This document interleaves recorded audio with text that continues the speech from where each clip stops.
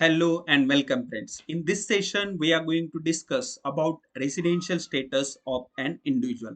ये जो residential status of an individual concept है ये इनकम टैक्स में बहुत ही ज्यादा इंपॉर्टेंट कंसेप्ट है क्योंकि इनकम टैक्स लायबिलिटी जो है पर्सन की it depends on the residential status of an individual और it depends on the residential status. So here, as per the section 6 of the income tax act, the income tax liability of an assessee depends upon his or her residential status in the previous year in India. Okay, so basically residential status ये concept किस पे depend है? This concept depends on the number of stays, number of days of stays in India. मतलब पिछले साल में person India में कितने दिन रहा है, उस बेसिस पे ये रेसिडेंशियल स्टेटस तय होता है. तो जो रेसिडेंशियल स्टेटस है वो ब्रॉडली दो कैटेगरी में क्लासिफाई होता है, as resident in India and secondly as non resident in India. Okay, so resident in India is one category and non resident in India is second category. ये जो first category है resident in India, it is further classified as resident and ordinarily resident and secondly as resident but not ordinarily resident, right? तो ये जो first category है resident in India, so one more time, broadly residential status is classified as resident in India and non resident in India, right? अभी ये जो first category है resident in India, it is further classified as resident and ordinarily resident and secondly as resident but not ordinarily resident. Okay, अगर हम इसे sum up करें तो mainly तीन कैटेगरीज होती है. अभी आप at the bottom of this slide एक नोट देख रहे हैं, हाईलाइटेड मतलब स्टार मार्क नोट है. यहाँ लिखा है a person who has never gone out of India is always a resident and ordinarily resident in India. मतलब जो बंदा या जो पर्सन इंडिया के बाहर कभी गया ही नहीं, उसका रेसिडेंशियल स्टेटस क्या होगा? तो वो ये फर्स्ट कैटेगरी में आएगा, रेसिडेंट एंड ऑर्डिनरीली रेसिडेंट. ठीक है, अभी ये जो तीन कैटेगरीज है, resident and ordinarily resident, resident but not ordinarily resident and third one is non resident in India. So broadly we can classify residential status as into these three categories, right? Again the same note, because see if you this note or this important information is in your mind, then you cannot get confused that a person who has never gone out of India is always a resident and ordinarily resident in India. मतलब जो person India के बाहर कभी गया ही नहीं है, उसका residential status क्या होगा? Resident and ordinarily resident in India. आपका रेसिडेंशियल स्टेटस क्या है? मुझे कमेंट बॉक्स में कमेंट करके बता दीजिए, राइट? नाउ अभी ये जो रेसिडेंशियल स्टेटस है, जैसे कि हमने डिस्कस किया, it depends on number of days of stay in India. मतलब प्रीवियस ईयर में बंदा इंडिया में कितने साल रहा, कितने दिन रहा है प्रीवियस ईयर में. ओके, बंदा इंडिया में कितने दिन रहा है, इस बेसिस पे ये रेसिडेंशियल स्टेटस तय होता है. अभी ये कैसे तय होता है, अब नेक्स्ट स्लाइड में देखेंगे. अभी जैसे कि हमने देखा रेसिडेंट इन इंडिया कैसे कहेंगे हम, तो ये यहाँ पे इंफॉर्मेशन दी है कि an individual is said to be resident in India in any previous year if he satisfies at least one of the following basic conditions. तो यहाँ कुछ कंडीशंस दिए, कुछ मतलब दो टाइप की कंडीशन है. एक बेसिक कंडीशंस है जिसमें दो कंडीशन है, और एडिशनल कंडीशन उसमें दो कंडीशंस है. तो रेसिडेंट इन इंडिया ये स्टेटस कब मिलेगा रेसिडेंट इन इंडिया? जब ये जो बेसिक कंडीशंस दिए अभी, ये फर्स्ट और ये सेकंड, ये जो बेसिक कंडीशन है ए एंड बी, ये दोनों में से एक बेसिक कंडीशन अगर फुलफिल करता है बंदा, तो उसे हम क्या कहेंगे? Resident in India. अभी देखते हैं ये बेसिक कंडीशन है क्या. तो फर्स्ट कंडीशन देखिए, ए, he is in India in the previous year for a period of 182 days or more. अगर प्रीवियस ईयर में कोई पर्सन इंडिया में 182 डेज से ज्यादा रह चुका है, तो उसका रेसिडेंशियल स्टेटस क्या होगा? Resident in India. ठीक है, इसके साथ और एक बेसिक कंडीशन है कि he is in India for a period of 60 days or more during the previous year. मतलब प्रीवियस ईयर में वो कितने दिन इंडिया में रहा है? 60 डेज. एंड उसके साथ ही एंड वर्ड है यहाँ पे देखो, and 365 days or more during the 4 immediately preceding the previous year.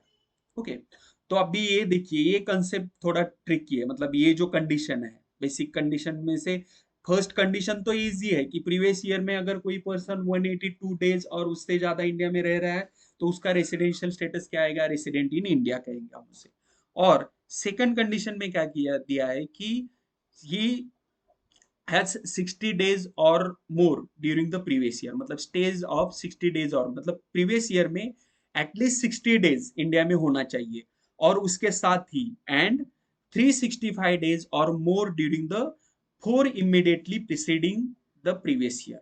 मतलब प्रीवियस ईयर में 60 डेज होना चाहिए, और उसके पहले जो 4 साल है, प्रीवियस ईयर के पहले 4 साल है, उस 4 साल में बंदा एटलीस्ट 365 डेज इंडिया में होना चाहिए, तो उसे हम रेसिडेंट इन इंडिया कहेंगे। राइट, तो ये जो प्रीवियस ईयर और असेसमेंट ईयर, ये जो कंसेप्ट है, ये हमने फर्स्ट पार्ट में देखे। अगर आपने वो पार्ट अभी तक नहीं देखा है तो वो पार्ट देखिए, उसका लिंक मैंने डिस्क्रिप्शन बॉक्स में दिया है। उसके बाद आपको ये कंसेप्ट अच्छे से समझ में आ जाएगा। ठीक है, तो आई होप कि ये जो सेकंड बेसिक कंडीशन है ये क्लियर हो गया। इसमें याद क्या करना है कि प्रीवियस ईयर में 60 डेज चाहिए ही चाहिए, और उसके पहले प्रीवियस ईयर के पहले जो 4 साल है उसमें 365 डेज एटलीस्ट वो इंडिया में होना चाहिए, तो उसे हम कहेंगे रेसिडेंट इन इंडिया। राइट, अभी हमने जैसे कि देखा था प्रीवियस स्लाइड में, रेसिडेंट इन इंडिया को फर्दर क्लासिफाइड किया गया है। कैसे? Resident and ordinarily resident and resident but not ordinarily resident. अभी ये कंडीशन ए और कंडीशन बी, इन दोनों में से कोई भी एक कंडीशन सेटिस्फाई किया किसी पर्सन ने, तो उसको टैग क्या मिला, resident in India. Okay, but अभी कुछ एडिशनल कंडीशन है, उसके सेटिस्फेक्शन पे डिपेंड करता है कि हम पर्सन को रेसिडेंट एंड ऑर्डिनरीली रेसिडेंट कहेंगे या resident but not ordinary resident कहेंगे। तो वो कंडीशंस क्या है देखते हैं। तो अभी ये जो फर्स्ट कैटेगरी है ना, रेसिडेंट एंड ऑर्डिनरीली रेसिडेंट, तो इसे कब कहेंगे हम? A resident individual is treated as a resident and ordinary resident in India in any previous year if he satisfies at least one of the basic conditions and the two additional conditions given below. तो जो basic condition देखे हमने दो, उसमें से एक condition satisfy होना चाहिए, और उसके साथ ये जो टू एडिशनल कंडीशन देने जा रहे हैं अभी, ये देखिए, ये दो बेसिक कंडीशन है, कंडीशन ए बी, जो हमने पहले भी देखा था। कंडीशन ए क्या कहती है? 182 days or more in previous year, और जो सेकंड कंडीशन है 60 days or more in previous year and overall 365 days or more in previous 4 years. तो ये बेसिक कंडीशन में से एक कंडीशन सेटिस्फाई होना चाहिए। इसके साथ ही ये जो दोनों एडिशनल कंडीशन दिए, ये दोनों कंडीशन भी सेटिस्फाई होना चाहिए, तभी हम पर्सन को कहेंगे resident and ordinarily resident in India. तो एडिशनल कंडीशन क्या है? फर्स्ट एडिशनल कंडीशन है he has been resident in India at least for 2 years out of 10 previous years immediately preceding the relevant previous year. मतलब देखिए, अभी ये कंडीशनल एडिशनल कंडीशन है ना, ये फर्स्ट कंडीशन क्या की थी, he has been in resident in India, मतलब वो पर्सन रेसिडेंट इन इंडिया होना चाहिए। तो रेसिडेंट इन इंडिया कब बनता है? पर्सन रेसिडेंट इन इंडिया कब बनता है? पर्सन रेसिडेंट इन इंडिया बनता है जब ये जो बेसिक कंडीशन है, कंडीशन ए और कंडीशन बी, इन दोनों में से एक कंडीशन अगर बंदा सेटिस्फाई करेगा तो वो रेसिडेंट इन इंडिया बनेगा। राइट, अभी एडिशनल कंडीशन में फर्स्ट कंडीशन है कि he has been resident in India at least for 2 years, मतलब पिछले तो 10 साल है, उस 10 सालों में से एटलीस्ट 2 साल के लिए वो रेसिडेंट इन इंडिया होना चाहिए। ये है एडिशनल कंडीशन नंबर 1। और एडिशनल कंडीशन नंबर सेकंड है he has been in India for a period of 730 days or more during 7 years immediately preceding the relevant previous year। Okay, तो additional condition में देखिए दोस्तों, फर्स्ट कंडीशन है person at least 2 साल, जो पहले 10 साल है ना, प्रीवियस 10 years, उसमें से एटलीस्ट 2 साल तक वो रेसिडेंट इन इंडिया होना चाहिए। और सेकेंड कंडीशन कहती है कि he has been in India for period of 730 days or more during the 7 years immediately preceding the relevant previous year. मतलब प्रीवियस ईयर के पहले जो 7 साल है, उन 7 सालों में एटलीस्ट वो 730 डेज इंडिया में होना चाहिए। ओके, तो अगर कोई पर्सन ये जो बेसिक कंडीशन है, इस बेसिक कंडीशंस में से कोई भी एक कंडीशन सेटिस्फाई करता है तो वो रेसिडेंट इन इंडिया बनता है। और अगर पर्सन ये बेसिक कंडीशन के साथ एडिशनल कंडीशन, दोनों एडिशनल कंडीशन भी सेटिस्फाई करता है तो पर्सन का रेसिडेंशियल स्टेटस क्या होगा? Resident and ordinarily resident. Okay, I hope the concept is clear here now.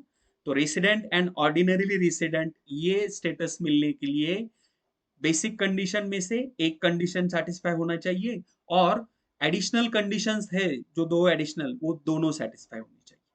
ठीक है, अभी next second category, resident but not ordinarily resident.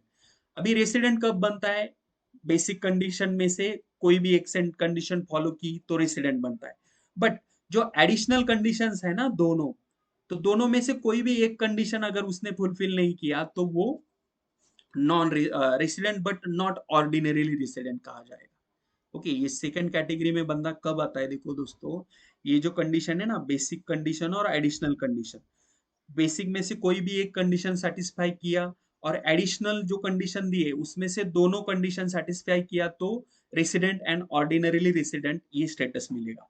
But अगर बेसिक कंडीशन में से कोई भी एक कंडीशन सेटिस्फाई किया बट एडिशनल कंडीशन दी है ना, इसमें से कोई भी एक कंडीशन अगर नहीं सेटिस्फाई किया, मतलब एडिशनल कंडीशन है ना, उसमें से दोनों कंडीशन सेटिस्फाई होनी चाहिए, उसमें से एक भी कंडीशन अगर नहीं नहीं सेटिस्फाई हुआ तो उसका स्टेटस क्या हो जाता है?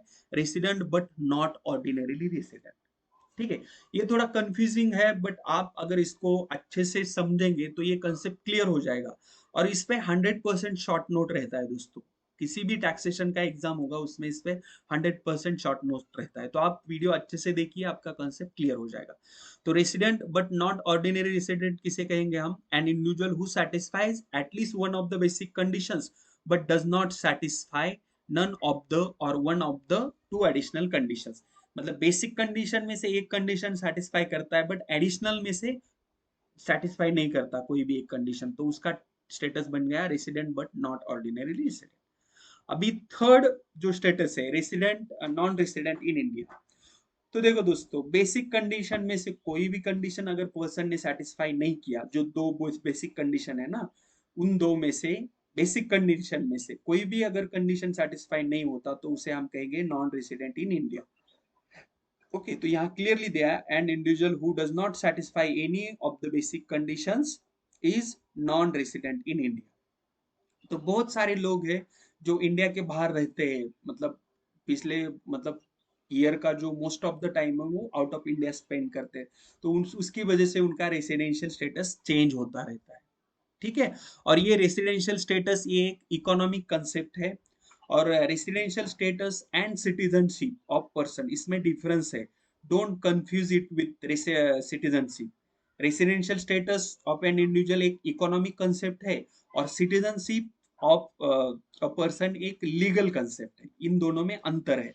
और ये जो रेसिडेंशियल स्टेटस एंड सिटीजनशिप, इसमें जो डिफरेंस है, इस पे मैंने एक वीडियो बनाया, उसका भी लिंक मैंने डिस्क्रिप्शन बॉक्स में दिया है, अगर आपको देखना है तो आप वो भी देख सकते हैं। ओके, तो आई होप कि आपका residential status of an individual ये कंसेप्ट क्लियर हुआ रहेगा। जैसे residential status of an individual रहता है, वैसे ही residential status of an company भी होता है, और हिंदू अनडिवाइडेड फैमिली का भी होता है। ओके, तो उसके अलग कंडीशंस है, यहाँ हमने सिर्फ residential status of an individual देखा है। ठीक है, तो आई होप आपका ये कंसेप्ट क्लियर हुआ रहेगा। रेसिडेंट एंड ऑर्डिनरी रेसिडेंट किसे कहेंगे हम?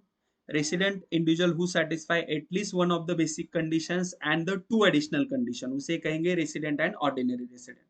Second, resident but not ordinary resident कौन है? an individual who satisfy at least one of the basic condition but does not satisfy or none of the two additional condition, मतलब दो additional में से कोई भी satisfy, resident but not ordinary.